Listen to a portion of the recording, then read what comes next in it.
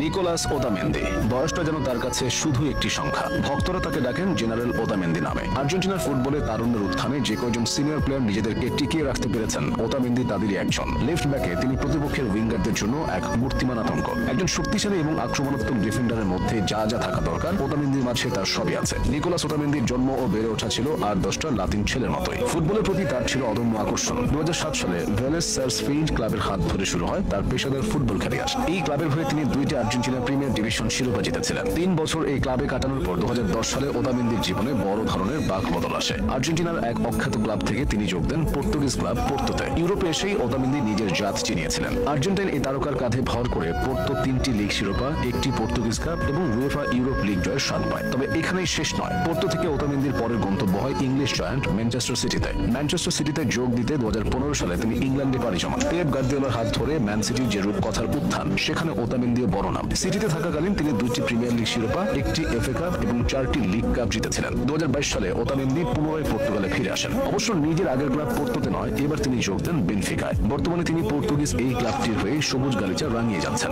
তিনি মূলত ফিজিক্যাল পাওয়ার, tackling skill এবং বলের উপর নিয়ন্ত্রণের জন্য বেশি পরিচিত। এছাড়াও দলকে নেতৃত্ব দেওয়ার সক্ষমতা তাকে আলাদা ও ব্যতিক্রম করেছে। 34 বছর বয়সে এসেও ওতামেন্দি যেভাবে ইউরোপের টপ লেভেলে খেলছেন, তা দেখে যে কারো অবিশ্বাস্য লাগতে পারে। তার ক্ষিপ্রতা এবং আগ্রাসী মনোভাব দলের বাকিদের টানা করে। আর্জেন্টিনা ফুটবলের সব থেকে খারাপ সময়টায় তিনি দলের অংশ হয়েছিলেন, সব থেকে ভালো সময়টাতেও দলের শিরোমণি হয়ে থেকেছেন।